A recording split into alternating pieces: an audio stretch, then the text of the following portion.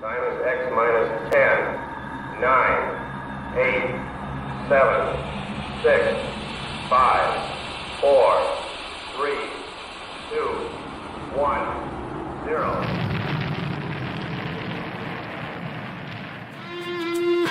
It's the Rocket Hour.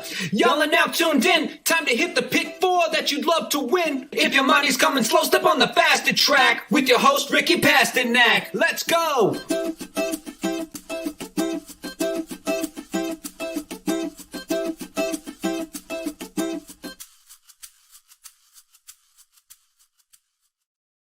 What's up, guys? Welcome back to the Rocket Hour. We are back, Ricky, and you've got a chore. Well, I guess say we have a chore ahead of us. We had a perfect week last week. I hit Remington on Wednesday. You hit Belmont Thursday. Then you hit Keeneland on Friday. Can you make it 4 in a row? I mean, we're going to try, right? I mean, it's a great week for us. I think the first perfect week that we've ever had, even though it was 3 days or so. We're going to try to keep that rolling here. Keeneland on a Wednesday, first time that's happened since the spring meet, I believe. So it was a great start. We got just over like 3 weeks or so. So the Breeders' Cup, things are really picking up on our end as well. So it's time to get back into it and keep this thing rolling. Yeah, and you get your flannel on today, Ricky. Is it cold up in New York? Is that what's going on? Have you ever had one of those days where you're just like, it's not cold, but you're just, for me, I'm like, I just get cold. And I was like, you know what? I'm going to throw this flannel on. I figured you'd be wearing some sort of, couldn't wear brown. So I figured there would be some sort of maroon or red in the arsenal. So I figured, you know what? I'll throw on some red as well. Hopefully the blue is in the Astros, the red in the Red Sox. Hopefully both teams lose because I'm not happy about having to watch that in a few days. But yeah, no, it was a little chilly. Feels good to throw a flannel on once in a while.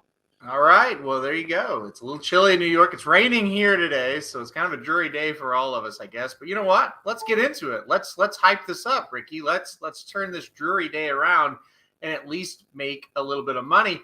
We're at Keeneland today, guys. Races 5, 6, 7, and 8. They make up the pick four for today. And gosh, I don't know. I thought we had some races that looked tough, and then some races where we could go short in.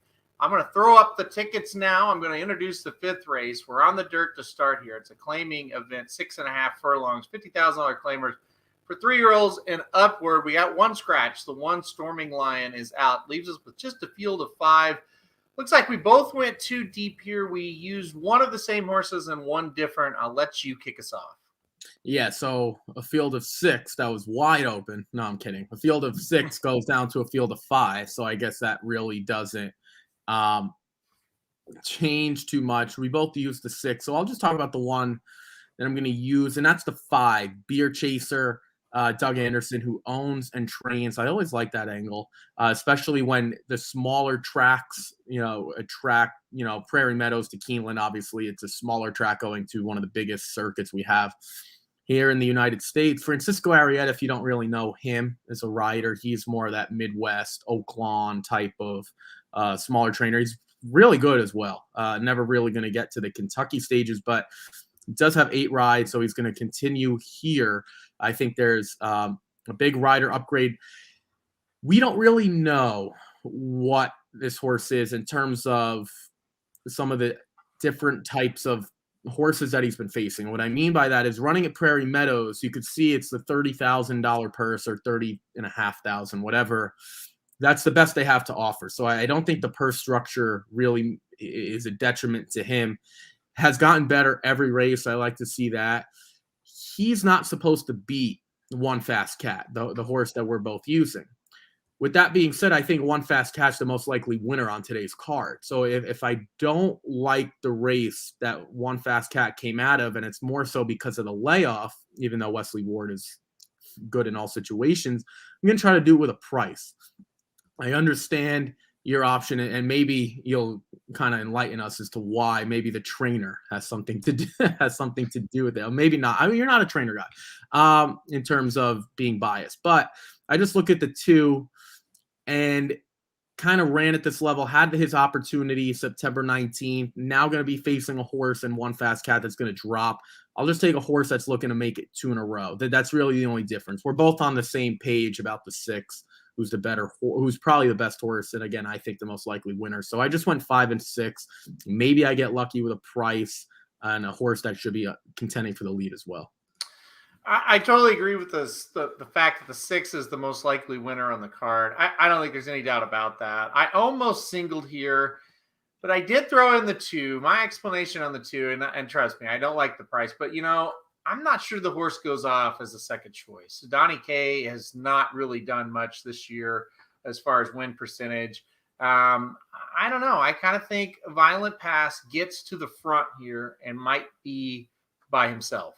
And that's why I took the 2 instead of the 5. I think the 5 will kind of sit that stalking trip with the 6. And I think I kind of just vision those 2 kind of sitting in second and third and being right there.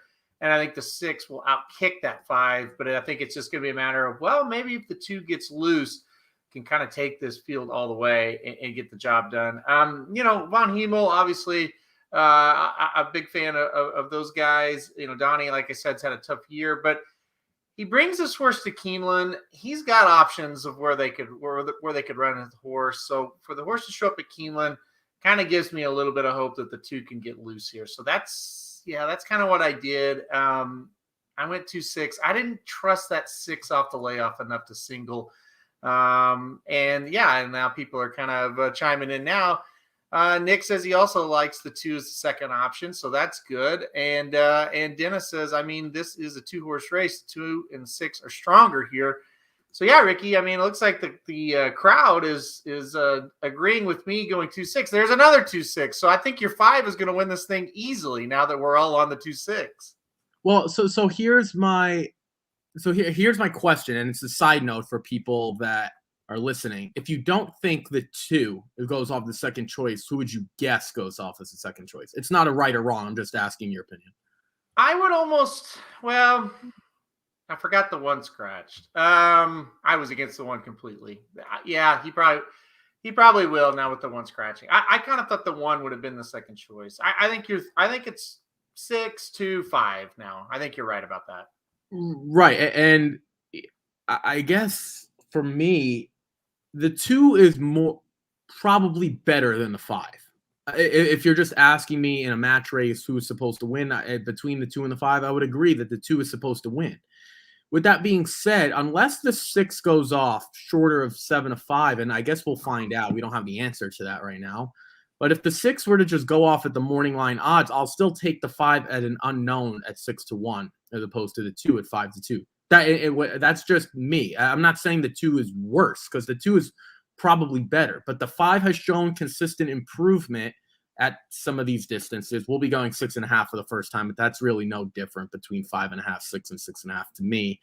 I like that Arietta is going to get a board too. I don't really like the Von Hemel angle. I really don't like the Joe Rocco angle either. Just from a second horse. Again, we're kind of splitting hairs because the 6 is supposed to run this group off the complete screen. I mean that's really what's supposed to happen. So I'll just try to get a little more value if I'm going to use a second horse. I actually know a lot about the 5 in terms of I've watched all 3 of those races at Prairie Meadows because I do watch Prairie Meadows. I don't like that it took the 5 3 times to get the maiden broke at a track like Prairie Meadows. I didn't like that.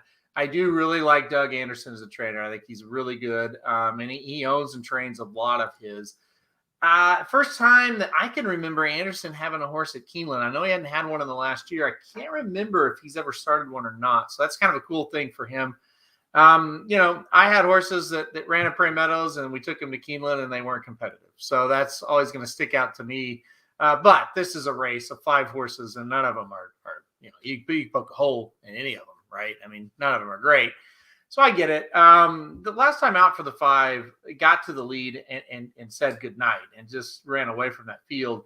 I just don't know that the 5 is faster than the 2 this time around. So that's going to be the big key. But I think it's a race where if the 6 shows up, it's over. I don't think anybody kind of disagrees with that. But off that layoff, we'll see if he does. That's the big question mark. All right, let's move on to a much more competitive field here, Ricky.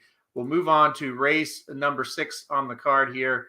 Like I said, much more competitive field. We got Allowance Company going 1 mile on the turf for fillies and mares, 3-year-olds and upward here. The 8 is out. And then as I scroll down here, the 12 also out. So the 8 and 12 are out. Still leaves us with a field of 11. 13 were entered here. It looks like we both went deep. We've got similar horses here. So how'd you see this one playing out? Yeah, I guess I'll get to my theme of this card at the end of it just to make a point. We're both kind of on this long shot, and that's the 2 Naval Laughter. I'm not sure if that's good or bad. I guess we'll find out. But coming out of tough races, right? I mean, just ran in the Beverly D grade 1, whatever the heck they're calling those stakes now. The Mr. D, the Beverly D, whatever. Losing to Santa Barbara, Mean Mary, and Lamista, not really a bad thing, because I'm pretty sure all 3 of those would win this race. I shouldn't say win. They'd all be 1 to 2 at the best in here. And coming out of that, it's sometimes not about the performance. It's sometimes about the competition. And I know 5th by 20 3/4 is bad, but again, those are grade 1 type of horses. So we're both on that long shot. I thought that was an interesting point. I don't have much else to add regarding her. Again, we're using the same horses. You just threw the 6 in there. The other one I wanted to talk about is the 10, Sun Summers. I also think she's taking a drop. It's the last time we saw her was August 1st, so a decent while ago, 2.5 months. Ran an allowance optional claiming 80,000 at Saratoga. We've talked about it before. I don't know if we covered that sequence. I don't know the date. Those are almost stakes races, to be quite honest with you. I mean, a lot of those runners have stakes races under their belt or will be running in stakes competition, whatever the case may be. Those are really, really tough. These allowance races are the same, but I don't know how great this field is. If Sun Summers is 7-2 morning line, there's 3-1, 7-2, 7-2. I think she's good enough. When looking at the other horses, and the biggest difference for me as to why I put her on top, I don't know if you agree or disagree. I think this turf racing at Saratoga is slightly better than the turf racing at Kentucky Downs, and I think I could put a little bit more into it. That's not something you should stick by. That's just for me. Again, I did use the 5 as well. I went 2, 5, 10, but I just thought the long shot we used was interesting, and I really like Sun Summers coming out of that race. I know she hasn't won in a while, but I'm gonna try to get back on the train here with her. Well, here's the bad news about the 2. That's my top choice. You're using the 2. Nick Feldman likes the 2. Kevin O likes the 2. You called the 2 a long shot. Certainly you should call them a long shot. 10-1 on the morning line. What do you think this horse goes off at, Ricky? You know what? I don't think it's going to be that much worse for us than 10-1. I'm going to go with, I'm going to go 6 to 8-1, which I will take that. Yeah, that's what I'm saying. Like, I don't think it's going to be worse. I don't think it's going to be that much worse. And the reason I'm saying that is more so because some of the trainers that we have in here, I think Ian Wilkes in Kentucky always gets play coming out of a Colonial Downs stakes race. Ignacio Correa, smallish barn who doesn't bring a ton to Keeneland, but he'll get play. Asmussen on the 6 will get play. I think Brennan Walsh coming out of a stakes race, Indiana Grant. Like, there are a lot of good trainers. The 10, Sun Summers, again, another Correas on the 12. I think there are a lot of other trainers that will help us out. But I'm with you. A 10-1 is probably asking for a lot. Yeah, I think everybody sees kind of the same thing when they look at this. You draw a line through the Beverly D, which is just too tough of a race, you know. And like I said, Santa Barbara, Mean Mary, Lamisa, those horses were really good. Draw a line through that. This horse has looked sharp. The race 2 back at Arlington, the Modesty, that horse looked really, really good in winning that one, and looks good enough to be 13-1 in that Beverly D, despite those heavy hitters. I mean, you look at it and say, well, 13-1, that horse didn't get a lot of action. Well, when the other options are a Chad Brown horse and Mean Mary, and probably the best turf filly we've seen this year in this country, 13-1 is not so bad. So I definitely think the horse will take money. Top choice. I think another horse, kind of like the 2 in the race before, I think the natural speed of this 2 horse will put her on or near the lead, especially breaking from the rail. I think she's the one they're going to have to beat turning for home. So I'm with you. I like the 2. 5 and 10. We both use those 2 horses. You talked about it.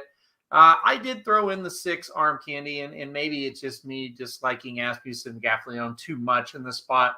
I thought there were some races kind of 3 and 4 back that made this horse pretty interesting. The last time the horse was at Keeneland, won at the allowance race at 18-1, stepped up to Pimlico next out at this distance in a stakes race on Preakness weekend, got third, only beaten the neck, thought ran pretty well.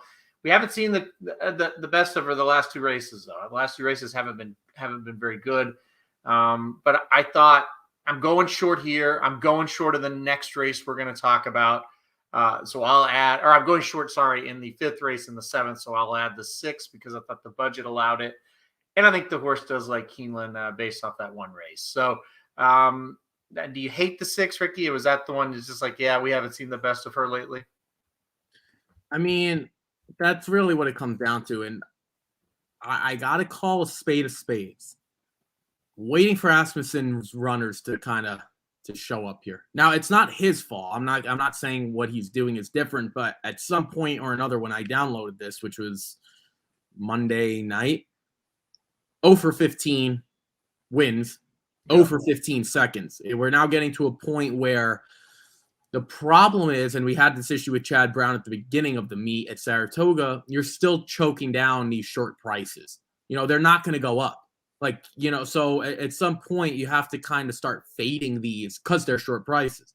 Yep. Once we start to get the right prices. So it's not, I did put the 6 in 4th. So it's not like I hate her. But when it comes down to it, I mean, Mike Maker only has 1 win, but he also has 2 seconds and 2/3. If we were to play that out, that's 5 out of 14. I don't know what that percentage is, but I'll do it now. I'm guessing it's like 41. It's 36. Okay. So at least like he's getting something. Asmussen has no seconds. So what did you think of the 6? Obviously, you included there. Is it more so because you're just waiting for Asmussen to get? I know it was early in the meet. I know it's the first weekend, but I just haven't been overly impressed to this point. Yeah, his horses have started off kind of slow to this meet. There's no doubt about it, and it kind of makes sense after a huge meet at Saratoga. You're not every big meet is going to be big for you. So he probably shot a lot of his horses up there, and they ran big, and now it's just kind of like, okay, they're on a little bit of a rest before the big races at the Breeders' Cup. So this meet he may have not targeted quite so hard, but still the 6 does have a win here at Keeneland and did it at a big price. So we'll see what happens with that one. Here's a question. Well, I have a few questions here or comments we'll get to before we'll move on to the next race. Who do you guys expect to be on the lead? I kind of touched on it a bit. I think the 2's got a big time shot to be on the lead. I think the 2 gets in front. I think it's between the 2 and the 1. What about you? I had a tough time trying to figure that out. And if you're just looking at the running lines, I think a horse like the 1 is going to have to the 11, excuse me, is going to have to show. The 2 will be there as well. The other main speed, obviously, it's going to be Scratch, is the 13 Discreet Kitty. There's not a ton of it in here. I don't really know if I want the 2 on the lead. It might just be a lack of pace forces her there. Obviously, breaking from the inside, you got to break a little bit sharper. Let's take out the maiden win that she had on June 3rd. That was pretty much a joke. She's always been sitting in a stalker position. I would like to see her in that spot again, but I'm kind of hoping that the 1 shows a little speed and she could sit behind, but I don't think that's going to happen. I'm just drawing up a perfect situation for Naval Laughter. I think the 2 will. If I had to make a bet on it, I think the 2 will be on the lead also. Yeah, I think it might be that 11 that you said as well that could contend. Stupid question from the Peanut Gallery. I don't think it's stupid. I mean, don't take much time on it, but why is the 11 in this race? Any idea? Well, I mean, she does have races in the past that could compete at this level. The problem is they were all on the dirt. Yeah. I don't have a great answer for you, Dennis. She's going to float up. There aren't many in here. They're going to float up. She's going to float up. you got to have a long shot for a reason, right? Like every race really does have a long shot. There, unless you have a field of this magnitude, we're scratched down to the 8 is out as well, I guess. We're scratched down to like 11. I mean, there's going to be a few long shots in here. They all can't be between even money and 12-1. So, I mean, I don't know. I don't have a good answer. Do you have any guess as to why maybe she's in here? Look at the trainer. That's a pretty easy answer. All right, the 9 horse, Timeless Rose. A couple people, Cindy likes the 9, and Charles both like the 9 a little bit here. That's one I kind of looked at for a little while. I don't know. I don't know. Maybe I'm more with Charles. I lean with him. Maybe kind of an in the money horse. A horse that is gonna make a run every time this horse is entered. Well, at least the last 4 times for sure. Horse has kind of made up ground, made a run, just kind of got there a little bit too late. Did you consider the 9 at all? No. Yeah. All right. That's easy enough. I know, Dennis. He went all in on the 11, talking about the 11, making up things, and it's like it's just because he has a dumb trainer. Well, and then he wouldn't get it on the 9, so I don't get it. The 9's coming from Indiana Grand, can't win there, not winning here at Keeneland. I'll leave it there. Finally, I think this was on the pace thing. Maybe the 7 coming out of a 7 furlong race gets to the lead. The only thing about the 7. I mean, I'm not saying you're right or wrong because this race is kind of just weird from a pace standpoint, but the 7's been around 2 turns a lot and really hadn't been close. So I don't know. I don't know on that one. It's a guess there. All right, let's move on to the 8th. I think this is really tricky for a short field. It'll be back to the dirt here, going 6.5 furlongs, allowance optional claiming for 100,000. 3-year-olds are just 3-year-olds only, I should say. The 6 is out. So we do have a field of 6 horses, 5 betting interests because the 1 and 1A are coupled there, obviously. I went too deep. I'm kind of excited about a horse, but I see you went 4 deep. So, well, I'm changing that. I'm adding the 4 because. So you're going to go all, yeah. Correct. I'm hitting the all button. And okay. It's going to be $45. So that should be updated now. Yeah, it's first of all, I wasn't going to do that. I was actually going to go shorter. And then I saw the 6 was out. And then I was like, all right, I can increase this. And then when I just got to, here, I was like, you know what? Pretty stupid not to include a Wesley Ward 5-2, even though I don't really like him. Just didn't really make sense. So I am officially hitting the all button here. Well, let's do this first. Does Swift Sure give you the vibes that this is a breakout performance for another Asmussen sprinter? Yes. Here's why. I don't know. Well, I do know. Let me backtrack. Okay, I watched the horse, obviously, at Fairgrounds. Break the Maiden looked great. Came to Oaklawn, and people were buzzing about this horse. Won an allowance race, did it easily. When you're a 3-year-old and you win at Oaklawn in January, it's kind of what happens. People get excited about you. I think they got a little too ambitious trying the Lexington going 2 turns, and this horse just blazed. If you remember that, it was an absolute downpour that day. The track was extremely sloppy. The horse just blazed early and stopped and got beat by 20 lengths. But I don't hold that horse accountable for that one. I think it was just a ownership group that probably wanted to try to get on the Triple Crown Trail. Hey, try the Lexington, and maybe we'll go to the Preakness if he runs well. The only worry and why I didn't single with the 5 is the layoff. And going 2 turns, did it kind of mess with the horse? And now, even though we're back where we need to be at 6 furlongs, will he be able to replicate that Oaklawn race on January 23rd? If he can, I think it's over. Would you agree or disagree with that?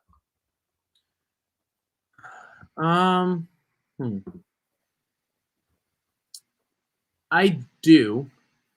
But I'm more concerned. Was there something that happened with him? And that maybe you would have the answers. I don't know that he's been hurt. I guess something went wrong health-wise because we haven't seen him since the last time he ran here. I'm with you. He was a favorite going into that Lexington. Something must have happened because he finished 7th by 20 and then we hadn't seen him. It is probably over. But I think this is a pretty talented group, right? I mean, you have the 1 the 1A, the 2, the 3, and the 4, all I think have legitimate shots. Like all the horses I just named, the 1 and 1A are coming in together, but I actually think they make sense. That's just kind of where I stand. I'm with you on Swiftsure. Like I do believe he's probably the most talented, but the layoff thing doesn't help when all these other horses have been running since August 1st, at least. They're all coming out of stakes races. They all have really good riders, solid connections as well. I see why you went short, and I'm interested to see some of these others, but I don't know. I just don't trust a lot of these because the last time we saw these horses, they were overmatched against stakes races. That's kind of the theme of this race to me.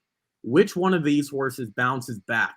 I don't think any of them had a really good performance last time out. I guess you could make the case that Fire Sword ran the best. None of them finished in the top 3 in their stakes race. Now, again, they're all dropping in class, but this is borderline another stakes race when we look at this type of field. I'm with you. I think Swiftsure is the most talented horse in the race. So looking at the workout pattern, and Nick says it before I even were able to get to it there, he's been working weekly since July. So what happened? He had 2 works after that Lexington that we talked about, and they weren't very good. They were very slow compared to the other ones that you see. And yeah, since July 13th to now, the horse basically every week has been working. And the last, I would say, month, the horse has looked like he's really started to pick it up. That also makes me think there wasn't much physically wrong with him. I mean, that's a gap of a couple months, I guess, off the training, but not a ton of time. I think maybe there were just some little issues, and now we're trying to just get him back, get him fit, maybe get his mind right. That almost what it looked like to me, because the horse has an injury. Once they get about 4 or 5 works in him, they're back, right? This horse, they put a lot of time into him. So we'll see what happens with him. I think he'll be fit and ready. We'll just see if the horse can jump up and run that kind of race. As far as the 1 and 1A, that's the other one I use. Like Kevin O says, he's going 1-5. So am I. Obviously, you see that. I think these 2 horses, even if they weren't coupled, I would be interested in both of them a little bit. I think the plain one from the rail will go towards the front, or at least try to be right up there towards the front. And I like that he could be part of a pace between the 1, 4, and the 5. And then if that thing melts down, I think the 1A is definitely the likely horse to kind of sit the stocking trip and mow him down late. So I think the entry kind of works with each other here, and I like that. So I went the 1 and the 5 here. And yeah, Asmussen off the layoff, usually very good. We'll see what happens here. About this, I guess this maybe don't forget the 3, Dallas Stewart, 29% the last 14 days. So Ricky, you added the 3 there. This horse doesn't look very good to me, just to be completely blunt about it. But for you, is it just a matter of, hey, we're gonna play them all here, so might as well take the 3, or do you think the 3 actually has a legit shot? Well, I was looking at so Dallas Stewart's finished in the money with all of his runners, I believe, at Keeneland. And 2 of them have been wins. The other 3 were thirds. Brian Hernandez is riding well, and Brian Hernandez, I believe, has gotten those mounts as well. It's hard again because we're looking at these horses that are coming off of relatively bad performances, but they all have races against handicaps or allowance optional claiming that look decent. This also has the opportunity, to me, whoever gets the best trip is going to win this race. Like, I'm not sure. Like, for example, if the 5 is winning and getting pressure from probably not the 2, but the 4. Okay, so I'm just throwing it out there. I'm making a hypothetical. And the 3 is just sitting behind those horses sucking wind. He's going to have a good shot. Like, this is one of the tougher races to handicap, because even in small fields, again, claiming, made in special weights, which usually are bigger, but even claiming type of horses or starter allowance, they usually separate themselves. All these horses, again, have stakes competition. They've all looked decent or good at some point in their career, and it wasn't that long ago. I mean, I really do think the 3 has a shot. Maybe he needs a little more help than some of the others. But again, we have a 6-horse field with 5 betting entries. So we're going to see some sort of 3x2 or 2x3. That's what we're going to see as they hit the top of the stretch, unless one horse just is a freak and runs away, which I don't see that happening. Maybe the 5, but not having run since April, I don't believe that's going to happen. Yeah, and I think final comment here before we move on. This one made me chuckle, Dennis. Ricky the Robot ran all his numbers, took emotion out of it, took the trainers and the jockeys, and he went all. So that means these horses are basically the same. I mean, I think he's right, Robot. I think he's definitely right. I mean, they do look very, very similar, each one. Well, so my argument would be, so if we're gonna we could poke holes, but I could also make the claim. I mean, the 3 won his only race here at Keeneland in April, and followed that up with an allowance win, and then in a handicap at Colonial stunk, and then ran in the stakes race at Churchill Downs. I mean, that's not a bad resume. I mean, so that's the horse that's 5-1 on the morning line. So I will be probably more interested in the tote board than I will be this race. To be quite honest, I have no clue who's going to go off as the favorite. I really, really don't. Probably the 5. If someone said, "Oh, the 4 will be the favorite," I wouldn't be surprised at that either. Or even the 1, the pair of 1. So, who knows? All right, let's move on to the feature race of the day. It's the last Breeders' Cup Winning You're In prep, and I know Magic is very happy that this is the last one he'll have to write about and recap. It's a J.P. Morgan Chase Jessamine Stakes, Grade 2 for fillies, 2-year-olds going 1 1/16 miles on the turf. Obviously, a Breeders' Cup Winning You're In for the Breeders' Cup Juvenile Fillies turf. We've got a field of 14. We had 16, the 15 and 16 scratch. So a field of 14 horses to round this thing out. It seems like, I don't know. You sometimes you look at these races, you're like, wow, this one looks wide open. There's a really nice horse in the 3, Turner Loose.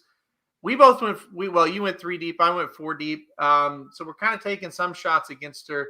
Kind of go over how you saw this one playing out. I think the 3 might really establish herself as the best 2-year-old filly on the turf. I agree.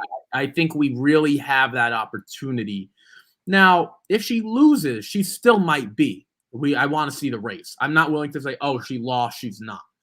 She has the opportunity here, though, to really establish herself going into 2022, so next year, as the best 3-year-old filly in the country on paper.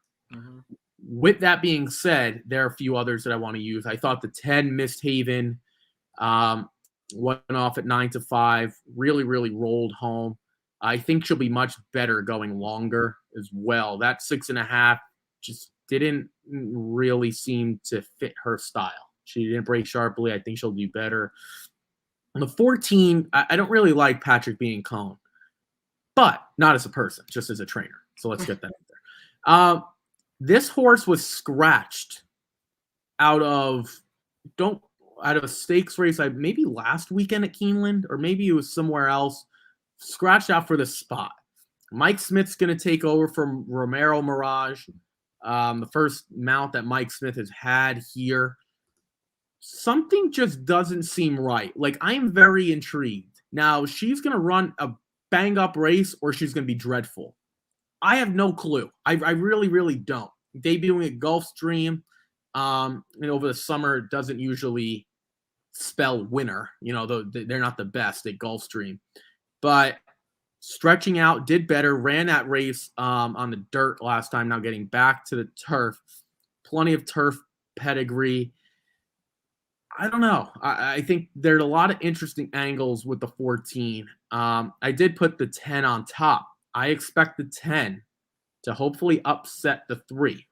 That doesn't mean the 3 is not a good horse. That's who I put on top. 6-1, I also think is a fair price. If you like the 10 and you can get that, I think that would be a great price. And, a lot of these horses, you used the 8 making her second start as well, the 7 making her second start on the grass. There are going to be a lot of horses that take a big step up.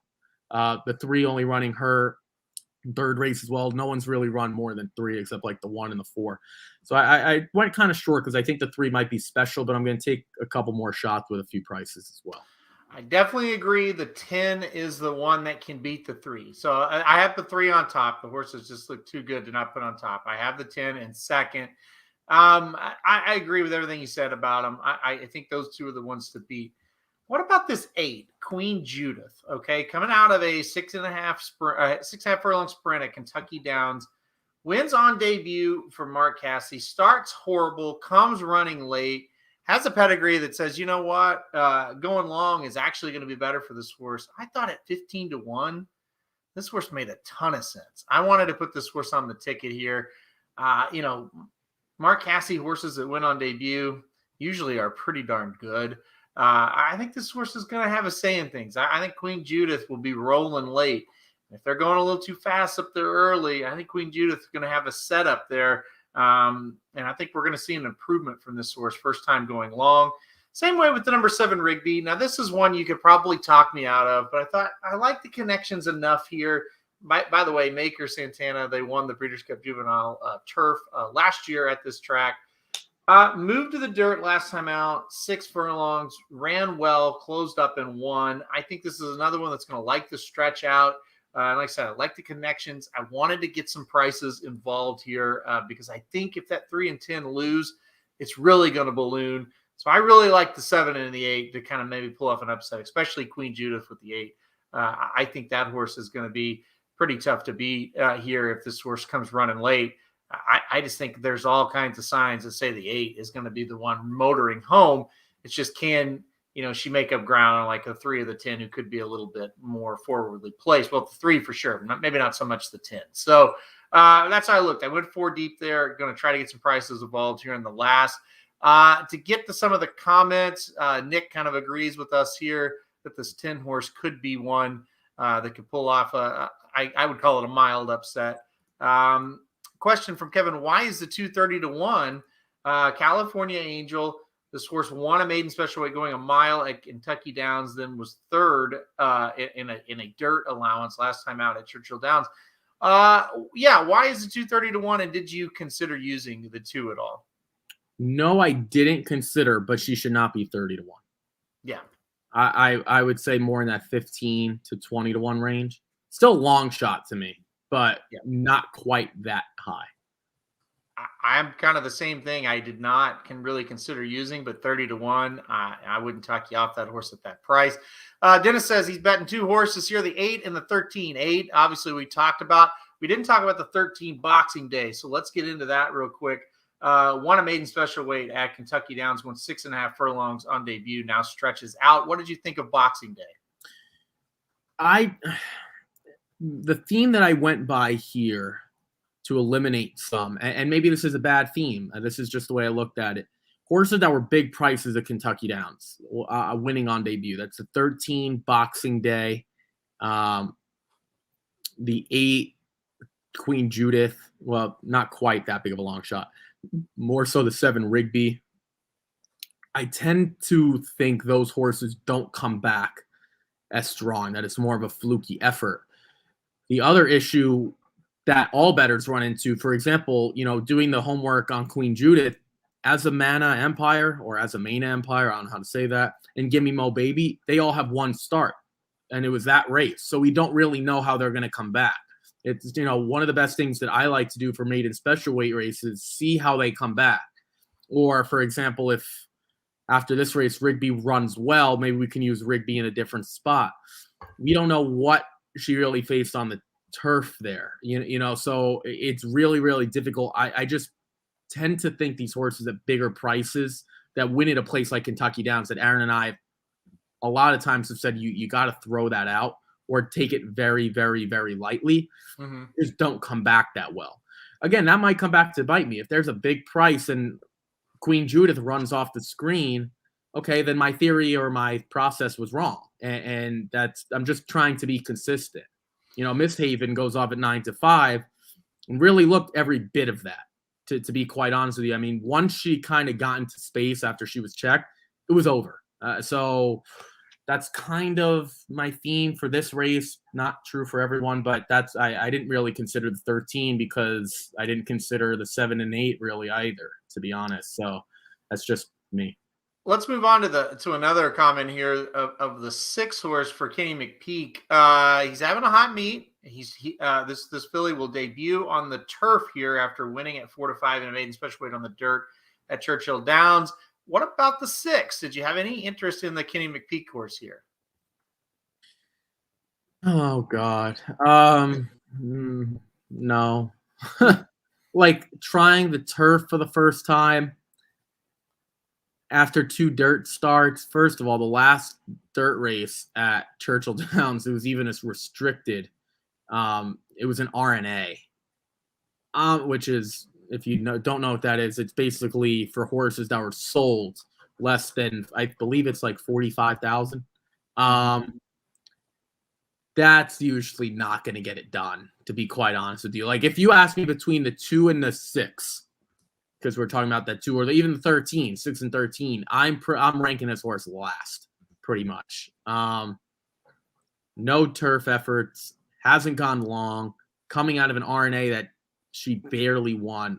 I just don't have much of an interest. The great connections and great rider, but don't see it. Yeah, and Dennis mentioned exactly what he said. Coming out of that restricted race, I know Dennis hates those, and we don't hate him, we don't love him. It's just kind of whatever. I thought this was interesting. Edgar Zaya is coming down or up, I should say, from Gulfstream to ride the 11. The 11 is by Optimizer out of Go Kitten Go. Dan, 3 for 3 on the turf. I thought this horse was interesting. Won by 12 last time out, breaking the maiden at Gulfstream Park. I'm maybe a little outclassed today, but I think the breeding certainly is there for this horse to be pretty good on the turf. Yeah, I put that horse as my 4th choice, because if I'm putting stock into Diamond Wow, when she only lost to Diamond Wow by 3 lengths, and then gets the stretch out, I know it was over a yielding course, so maybe we take that for a grain of salt. Now on the stretch out, looked better. I know that was against state bred competition. I wouldn't hate her either on a ticket, to be quite honest with you. I mean, one of the things the more experience you have in these types of races, I always think helps. Is she outclassed? Probably. But the Kitten's Joy on the bottom side suggests that, even with Optimizer, he was better going longer. I know he's not a great sire, but at least better going longer. There's a distance part there. I don't hate it. I don't even really care about the Edgar Zayas coming up thing, because if this is a stakes horse, Edgar will come up. I don't really know. But Nick's comment, Nick, I don't know if that's going to be true or not. Like, hopefully it is if you like the 11, like to make that case. I don't know. I don't really have any opinion on that part. Yeah, Sydney says she's going 6 deep here, 2, 3, 6, 8, 10, and 12. Kind of talked about most of those, I think. Maybe not the 12. I don't think we talked about the 12. Horses won 2 races in a row coming out of an allowance at Kentucky Downs. Listen, here's the deal. You look at it, and it's like I said, the 3 looks awfully good. Looks, tough, and we're not going to be surprised if the 3 wins this thing. But you go through these horses, they're all really interesting, and I think it's something you touched on. When you don't have a lot of races to go off of, you can make a case for a lot of them. You're like, hey, this 11 going a mile and 16th, got the breeding, won by 12 last time out. Sure, may have lost to another horse in this race earlier, but maybe the 11 is going to step up here, where 6 months from now, we're going to know if the 11 is trash or if the 11 is decent. So that's what makes this race fun, right? There's one more that we didn't discuss, and I think she's going to get play, and that's the 12 Dressed. Yep. For the record, when I looked at this horse, I was like, holy crap, Aaron Halterman owns. Then I said, no, wait, that's Aaron Wellman. It was a quick brief look. I was like, wait a minute. Aaron Wellman, not Aaron Halterman, for Eclipse Thoroughbreds. This was interesting. I didn't use the horse, don't have her in the top 4, but Joel Rosario was aboard, and he was like, nah, I'm going to go to the 16 if she draws in Howdy or Howdy. I don't know how you'd say that for Chad Brown, but Pratt's going to get this mount. It's looked pretty good on the turf. Running at Kentucky Downs. It's interesting, right? She's one of the few that has an actual win that's not a maiden win. I think there's a few others in here as well. Like the 3 did it at a stakes level, so we already know what she can do. Did you consider her Dressed for Wayne Catalano, Flavian Pratt? I did. I definitely did. I just tried to beat the 3 and the 10 with some bigger prices. I thought this horse made a lot of sense. And Flavian Pratt getting aboard, obviously a big time not an upgrade, but a big time, not a red flag, green flag, I should say. Struggling what to say there. Yeah, I mean, two races in a row looked fairly dominant. I mean, I could see it. I just want to try to get some prices involved here if I'm going to try to beat the 3, and that's why I kind of went with some of the other ones here. Yeah, so she's just one of 2 horses that has an allowance race. The other one was the 2. I just thought we had to talk about her a little bit just because she'll take a lot of money, but that's pretty much it. I think we pretty much went through everyone except for a couple. So. Yeah, I think so too. And like I said, the last Breeders' Cup winning your in event. And like I said, I think Magic's going to take a big shot after this race is over. He should. And he definitely should. Who knows? We may see a Breeders' Cup winner today. We'll see how that plays out. All right, Ricky, sum up your ticket, and I will do the same. Yeah, so we'll start at the very beginning. So starting in race number 5. Again, the case I made about the 5, we don't really know what he is. Should get a better price. The 6 is the horse to beat. I think Aaron will concur. So I just went too deep there. And the next race, I went 2, 5, and 10. We're both on this long shot. I don't have the 2 as ranked as high as Aaron does, but still on the ticket. Doesn't really matter where we rank. I thought the 5 was logical, and I like the 10. Sun Summers dropping out of an allowance, optional claiming a Saratoga. Pretty similar here. Those, again, this is like almost a stakes field. Race 7, I hit the all button. I think this is a true rider race. You don't have a bad rider. I'd be confident in using all of these riders in this type of race. I just hope I'm getting the best price, to be quite honest. And then the last one, I went 3, 10, and 14. I'm really interested in Mist Haven. Making her second start out of that Kentucky Downs race. And we know what the 3 is. She's going to be really talented. Let's see if someone could beat her. And the 14, Diamond Wow, she was scratched out of a race. I don't know what to do with her, and I thought Mike Smith getting aboard would help as well. So that's, again, starting in race 5, 2 by 3 by 5, so the all button by 3 is a $45 ticket, races 5 through 8. All right, we'll see if Ricky can get it done again. Like I said, we have hit 3 days in a row between one of the 2 of us. Hopefully we can make it 4. I'm going to start off with the 2 and the 6 in the first leg here. I think the 6 is the horse to beat. Think the 2 may get the best trip. So I think the 2 and 6 is what it comes down to. Spread 4 deep in the next 2, 5, 6, and 10. And then in leg 3, I think the 5 Swiftsure is going to be pretty good. I'm pretty excited for that horse, but I will play the 1 and 1A also on the ticket. Just hoping that the coupled entry kind of works together a bit there. The 1 will be forwardly placed. The 1A will be coming from out of it. And then, 4 deep here in the Jessamine in a race that it definitely could go a lot of different ways. We talked about almost all of them, as Ricky said. I went 3, 7, 8, and 10. I do think the 3 looks awfully good, but there's a lot of interesting prospects here as we round out the Breeders' Cup win in your end. So $32 ticket for me. And like I said, Ricky, let's try to stay hot and try to keep the streak going, maybe through the Breeders' Cup, and then we can take a break, right? Yeah, or we'll just find something else to keep us busy. One of the 2. I don't know what it's going to be, but. Well, that does it for the horse racing, but I do want to ask you a question, Ricky. I want to ask about your Baltimore Ravens. Have you ever watched a team quite like these Ravens? And what I mean by that, have you ever seen a team look so good during part of a game and so bad during part of a game? Like, it's not game to game. They're weird, don't play well, and then they do. It's like quarter to quarter. This team is different. Yeah, it's literally like drive to drive, play by play. It's incredible because they look lifeless on Monday night. I think it's also I think we need to officially get rid of this narrative that the guy can't throw, and by the guy is Lamar Jackson. I'm not saying he's the most talented passer out there, but it's sure as heck good enough to win games. Let's just get rid of that he can't throw theme, because if you're still saying that, you're wrong at this point. I am with you. This team could easily be 2-3 if Justin Tucker doesn't set the record against Detroit, and if Lamar doesn't play the best half of football that I've seen out of anyone this year, just half. He did it. I will say the Colts were banged up. They were playing me and you out there pretty much. I mean, they couldn't cover anyone. It's a little concerning because they can't afford to do this against better teams, and they won't come back. but they're still like, keep in mind, they're still banged up on the back end. They're, on the defensive side of things, and they are still playing with running backs that are kind of getting into the system. They lost their rushing streak, which was a little upsetting because they had to throw so much.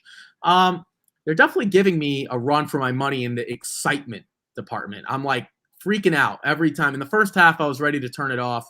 And then he does hit Hollywood at the end of the third quarter. Hollywood Brown, Marquise Brown. I'm like, all right, I'll keep it going. And, everything happened. Right. They were down 16. They get the touchdown, the blocked field goal, both 2-point conversions. It was great. They can't afford to keep playing this way. I think it'll catch up to them, but there's only one thing that matters, and that's wins and losses. And they are tied for the best record in the AFC, and that's kind of where we are. He's playing like an MVP. He is not the MVP, but he's playing like he is putting this team on his shoulders, and I think we saw that Monday night. Kind of like your guy is doing, the jersey you're wearing, Kyler Murray. I think Kyler has a little more offensive talent around him, but, both playing at an MVP level, and the Cardinals are where they are mostly because of him. Yeah, no doubt. Real quick before I'll go into football again in a second, Sydney's got her ticket up here, 2-6 with 2-5-9-10 with 1. So she's going to single that coupled entry in the third leg, going to try to take a stand there. And then 2-3-6-8-10-12 to finish it off. I think that's a $24 ticket, maybe. I don't know. I just did that in my head. So 2 times 4 is 8. Yep. Times, what is that? 6? 24, yeah. Yeah, $24 ticket. So very affordable ticket there. And if the one gets home, she's got some coverage in the other legs. Nick said Green Bay is a lot like that too. They'll, they have drives that look great, and then they have quarters where they don't, and they kind of, I don't know. I think I'm not to the degree of the Ravens. I'll say that Green Bay, when they play teams that aren't very good, they usually handle them. Or the Ravens are kicking record long field goals to beat the Lions. I'm in like a solid camp with Lamar, and this. I don't think he's great. I don't think he's bad. I think he's a good NFL quarterback. We talked about it. It's almost to the point where he's tricky to call plays for at times, I feel like, because he's so different from any other quarterback in the league in that his skill set is very unique. And it's like, okay, it's 3rd and 6. Well, do we ask him to pass? Do we try to call a run? I mean, I think he would be difficult to call plays for, not because he's not any good, just because you're in those third mediums a lot, and it's like, what do we do here? What are we going to do? And the other thing is he's just he's the offense, right? Like, they have no backs, and he's just the offense. Yeah, and that's what makes it so thrilling. I think him and Kyler have this in common. They are 2 of the most exciting players in the NFL. Yeah. Whether they're playing poorly or they're playing great, they are must-watch TV, must-see TV. And that's kind of where we're at. Kyler's a little bit more fundamentally sound. He has a lot more of that pure passing ability. And the problem with, I won't say you're in this category because I think you're pretty progressive when it comes to football, but it's like, well, we're not used to seeing this regarding Lamar. Well, no one cares if you're used to seeing it. This isn't Peyton Manning. This isn't Brady. Well, he's still playing. Drew Brees. Like, that's over. All these good quarterbacks are athletes that play quarterback. So, or most of them, I should say. So we kind of have to get used to this is what Lamar is. He's gotten better as a passer every year. There's incremental growth. I mean, the next step for him would be to make an AFC title or, and we'll see if he can get there. I mean, he is putting the team on his back at this moment. They're 4-1, 95% because of him. So, all right, we're gonna play a little game because I've been thinking about this, and we've got about 5 minutes, and I think you'll be a good one to play this game with. I'm going to go through every division in the NFL, and you're going to tell me who the best quarterback is through 5 games just this year. Performance. Let me be clear. This year through 5 games. Okay. The AFC East is pretty easy, but I'll let you go ahead. Yeah. Josh Allen. Okay. I agree. Josh Allen. AFC North. Lamar. I have to go Lamar. I think Joe Burrow is in the conversation, but I think Joe Burrow would be second right now. Sure, I agree.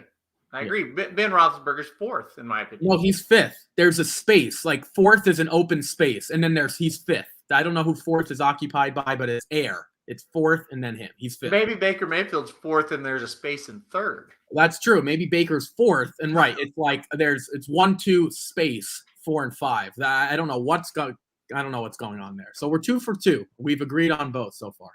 Well, you talk about inconsistent play. That's definitely been Mayfield through 5 games. AFC South. I'm trying to think of the team. So that's Houston, Tennessee, Jacksonville, and who am I missing? Indianapolis. Oof. I think by default, I might have to say Tannehill. Is there a space at 1 and Tannehill's 2? There might be 2 spaces. They might just start at 3, 4, 5, and 6. I mean, I have to say, Carson Wentz did play a nice game the other night. He is not the reason they lost. But he's second. I by default, Tannehill. Like, I don't – it's not a good answer, but we have to pick. So Tannehill. I assume we're 3 for 3. Yes, I think we have to go Tannehill there as well. How about the AFC West? Herbert. Oh my gosh, it's not even close. I don't think it is either. Yeah, I really don't think it's close, to be quite honest. I think Herbert would probably be my MVP if I had to pick right now. And that's nothing against Kyler. I think the Cardinals had a game, let's be honest, they should have lost the Vikings game, and they did not play well last week as well. So yeah, I think Herbert, Mahomes, in that order. And then Teddy 2 gloves, and Carr would be third, I guess. Teddy 2 gloves. I love that. All right, let's move on to the NFC. NFC East. Dak. I think Dak has played on that fringe MVP, like 5 through 7 type of deal. Yeah, I agree. Well, I agree it's Dak, and I think surprisingly, I think Jalen Hurts would be number 2. I really do. He's having a pretty darn good year. Yeah, he hasn't been bad. I mean, Daniel Jones has been whatever, and Heineke's been whatever. I think Heineke's been better.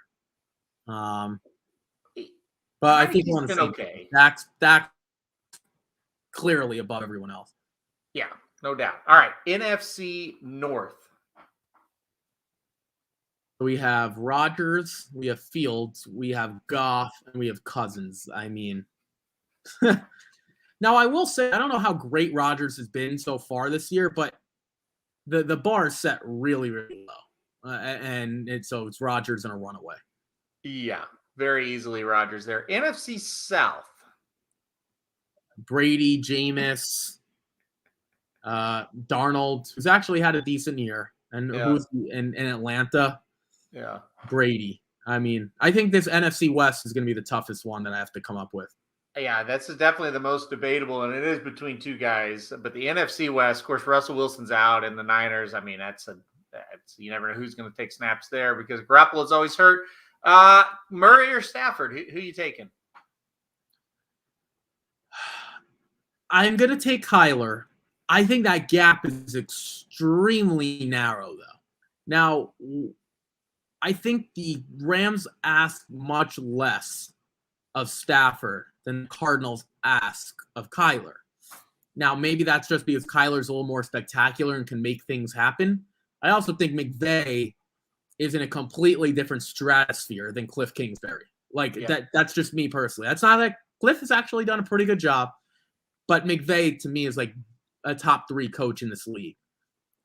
I don't know if Cliff Kingsbury is a top 3 coach in his division. So, not being serious, he might be third, he might be last, he might be behind Pete Carroll at the moment. It would be, to me, it would be McVay, Shanahan, and then probably Pete Carroll right at the very moment. So, I don't know. I think we went 8 for 8 there, I assume, right? Yeah, no, we agree with every one of them. See, there's no argument on the show today when it comes to football. That may be the first time ever that's happened. I thought we were going to do a quick reaction to the college football that we saw. That's where I thought we were going to go. Like the 5 games that we saw, doesn't even have to be Syracuse, whether it was Oklahoma, which Of course, I missed it was the first Red River rivalry I've ever missed that I could remember. And it was arguably the best one of all that I've seen probably since I was like 12. Yeah. And there have been a lot of good ones. Yeah. I don't have the energy to do OU again. I just don't. It's just unbelievable. I was right about it was a bad beat for us taking Texas, by the way. Really, really, really bad beat. Yeah. The only other question I have has nothing to do with Oklahoma. It would have been nice if Sark realized Casey Thompson was better than Hudson Card from the start. I think that's obvious. Well, that would have made me not look so bad locking Texas that week they played Arkansas. Right. Well, they might have actually won that game. So the other case, boy, is Spencer Rattler in trouble. And I don't know if I'm a locker room. Forget about the fan base, because to be honest, I'm going to make this point, and you're irrelevant. Like the fans from this point is irrelevant. If I'm, oh God, what's his name? Oh God, I can't think of head coach. Lincoln Riley. Oh God, I couldn't get. I don't care what anyone said. How could I go back to Spencer Rattler after what I just saw? Like, you can't. I'm sorry, you can't. And maybe that's an indictment on him, really, with his hand being forced. You can't go to your locker room today, tomorrow, Friday, or even Saturday and say, yep, Spencer's our guy. There's no way. There's just no freaking way. Rattler is still the second betting choice to be the first overall pick. Don't know how. It's Kayvon Thibodeau at Oregon, then him. If he is the first quarterback taken, this could be the worst quarterback group that we've seen. And last year's was really, really good, I think. I think some of those guys are going to be good. Initial thought on Penn State and Iowa. I know you don't think both teams are very good. I told you that Penn State are frauds. I know Clifford was out. Frauds from a national championship perspective, not a Big Ten perspective. I think they could still win the Big Ten. That is not a national championship team. Did you take anything away from that game? Did you think anything differently of those two teams after what you saw? No, Iowa has sold their soul to the Crossroads Demon to get this done this year. They're getting it. They win the turnover margin like 4-0 every game. And then when they get they're just getting their ass beat, the quarterback gets hurt for the other team. I mean, somebody's going to drop dead as soon as that season's over for Iowa. They've sold their soul for something. I don't know how they did it, but somebody sold their soul, and that it never ends well. They may be good right now. It never ends well. I don't think anything of Iowa.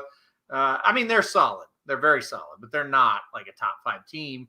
I mean, Penn State, I guess my thought on Penn State is you're up 17-3 when your quarterback gets hurt. You don't have anybody that can come in and get a few first downs. That's where I went. That's where I went. Yeah. Yeah, And Ricky, hold on real quick. It's not like Iowa turned it on and made all these plays. You lost that game because you did not have a backup quarterback that was capable of doing anything. Well, and that's I think the bigger concern. Now, if you're Oklahoma, you have, well, coming into the season, Rattlers looks like trash now, but you had arguably Caleb Williams might be one of the top quarterbacks taken when his time comes up. Not now, obviously.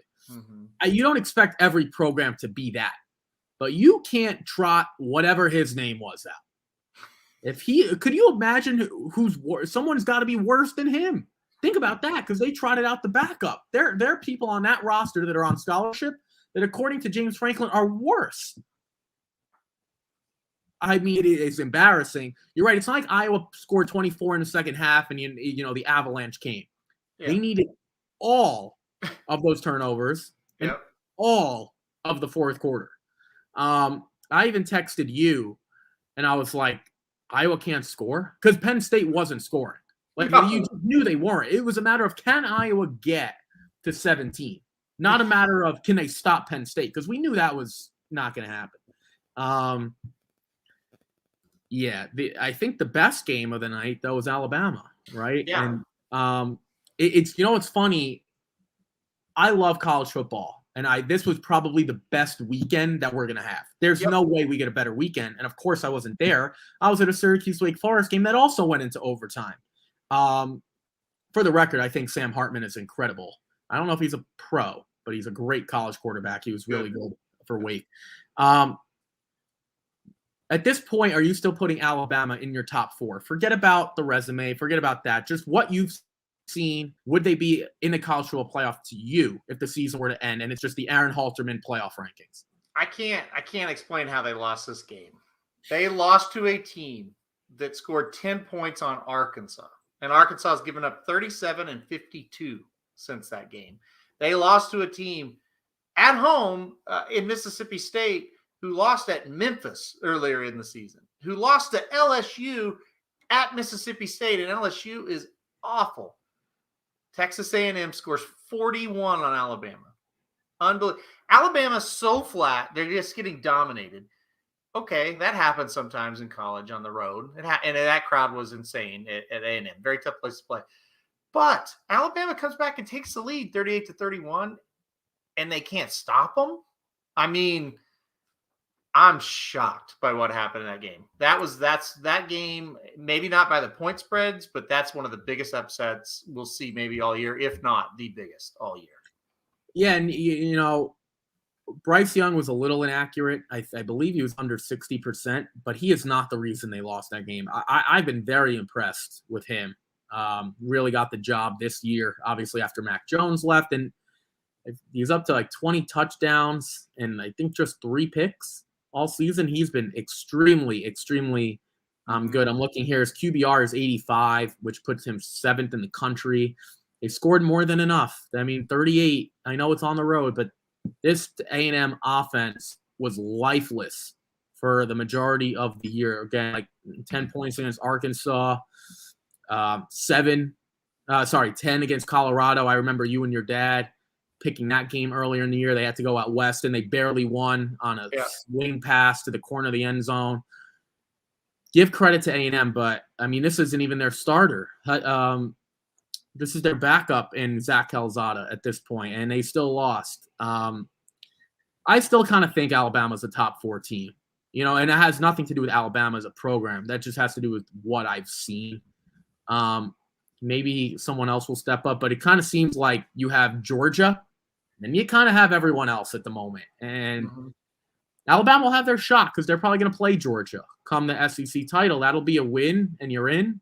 You lose, and you're out, unless they lose along the way. The only thing I can get – I'll wrap it up by saying it can only get crazier if Georgia loses in the regular season. That would really make things crazy. And your Oklahoma Sooners continue to fight another day. I don't know if they would be in at the moment, but win's a win, and they keep moving on. It was a great win. I wish I was there to watch it live. I did watch the whole game start to finish. Still couldn't believe that they won. Like, even though I knew the score and I knew they won, I still couldn't believe that they won. I was like, there's no way. I was like, maybe I'm watching something different. Would love to see Kennedy Brooks on a professional football team, and given the opportunity, I think he's that big bruiser that I think a lot of teams can use. So I would like to see him get a shot. I've always liked him as a player. I think he'll get a shot. Yeah, he'll get a shot. Like, does he kind of not remind you of like a Samaje Perine? Like, big? No, you think a little different? He's not quite that size. Well, I just meant from the way he runs, like the bruiser. He's not as big. Perine is yeah, true. The way he runs, is a lot like him. He's probably somewhere in between a Joe Mixon and a Perine. He's in the middle. He is a very, very patient runner. When you watch him, you're like, why aren't you running hard? Run! But what you give him the ball, and he is seeing. He's waiting for the holes to open up. He's he's very patient. He waits for everything to develop, and then he's just hard to tackle. And he really shouldn't be. He's not a monster by any means, but he's hard to bring down. He is your perfect 3rd and 3 running back. And what I mean by that is, like, you could trust him to get 3 yards. He's not a game breaker, but he is great for that team. And I'm excited to see, hopefully, Oklahoma just put out Caleb at this point. I mean, they scored a lot and they needed all those points, but I'm excited to hopefully he just gets the job and keeps it. Nick says, hey, Alabama's going to get in, and I agree. I think they'll win out and get in, to be completely honest. with OU, final thought before we go, the season kind of started over, right? I mean, I think we all know if it was going to be Rattler, well, first of all, they would have lost the Texas game. Let's say somehow they won it with Rattler. Eventually, you're going to get beat. They weren't good enough. Their defense is not that good, and their offense wasn't playing good enough to continually win and go undefeated. So OU's key now is, can Caleb Williams kind of replicate that kind of play? He's a true freshman. He it was pretty clear he didn't know all of the offense. They were kind of limited on what they could call. So how does he play the last half of the season? If he can do what he did in the Texas game, OU is going to be in the playoff. Like, I'm pretty confident in it. But I'm not confident that a true freshman is going to be able to step up and do that every week. I think we're going to have rough patches. And then what does that look like? Say, for example, this week, TCU has a really good offense. We're not going to be able to stop it. What if we turn the ball over 3 times? We could get beat in this game. Will that happen with Caleb? I think eventually it's going to happen. I'm with you. I'm looking at their schedule. They have 6 games left. They have 2 that really scare me. This TCU game scares me. Why? Because of the emotional letdown. It has nothing to do with the talent. It has to do with, okay, we just kind of just won our Super Bowl to this point of the season. How do we show up? The second thing, and again, you can't go back to Rattler. First of all, Iowa State, I was on from the start. They suck. That I've been right about one thing. It's been that. Not that Matt Campbell's not a good coach. That's not what I'm saying. That program is kind of like Iowa. We're going to score enough. We're going to play defense. That does not work in college football. This isn't the pros, and they've been dreadful. And it's that last game, right? Bedlam. I mean, if they get to that point, I don't like Oklahoma State, but it's Bedlam. It's a rivalry game. You kind of throw things out the window. And then they would have I don't think there's a Big 12 championship, I believe. So they'll have that in the mix as well. Yeah. And I think is that Jerry's World? Do they play that game, the Big 12 title? Yep. So yeah, they'll have that down the road. The final thought of that game, forget about Oklahoma. I'm very encouraged by what Sark is doing at Texas. I know you are not a Texas guy. I don't want you to be. I don't need you to say anything positive. What I saw out of Casey Thompson has to be encouraging if you're a Texas fan. And I'm not. I don't really care. I'm just saying from a neutral, he looks to be the real deal. He really, really does. We said it on the sports show. They had athletes on offense that, as an Oklahoma fan, we don't. Well, as Oklahoma team, we had no answer for, and Oklahoma fan, we don't want to face again. That hasn't been the case the last 4 or 5 years. And if it was the case, they didn't have a clue how to use them right, because they got studs out there on offense all of a sudden. Guys that OU had no answer for the whole game, and that hadn't been the case. Now, defensively, he's got his work cut out for him. There's no way you can lose that game. Right. I mean, the defense just was awful. Got a lot of work to do there, but I agree. Very encouraging. And again, the biggest mystery of all time, Thompson looked like a very good quarterback. And how he didn't win the job and how they didn't start off with him, that's a mystery that I don't know that we'll ever solve, because the other kid was awful. Yeah, no, I'm with you. I've seen 3 running backs that have really stuck out. One of them is Bijan Robinson. Yeah. I would put him 3rd. I would put Brian Robinson at Alabama 2nd. And this is just not a consensus list. This is just my list. Bijan Robinson is a home run hitter. Brian Robinson. And then my guy, Tank Bigsby. It'd be nice if Auburn wasn't losing every game that they play. We'll see. But no, Bijan Robinson, I know you and your dad talked about Bijan Robinson. He is that home run hitter that Texas has, that Oklahoma really didn't. And he played well. Again, like, it wasn't his fault that they lost. It wasn't Casey Thompson's fault that defense was bad. 59-52, kind of like a basketball score almost. But it was fun. I wish I really had the chance to watch it live. And it just kind of seemed like you had that game, and then you had the Iowa-Penn State game, and then you even had the Syracuse game, which drew a lot of attention because that went to overtime. And then you had the Bama game. It was just like one after another after another. We won't see that the rest of the year. I know. I told Jared, because he didn't get to. He had kids. He wasn't getting to watch very much. But I said, this is the best Saturday I can ever remember. He's like, oh, you're saying that OU, you're such a homer. I was like, you don't have any clue what you're talking about. These games, like you said, one after another, and if one got boring, just change the channel. Yeah.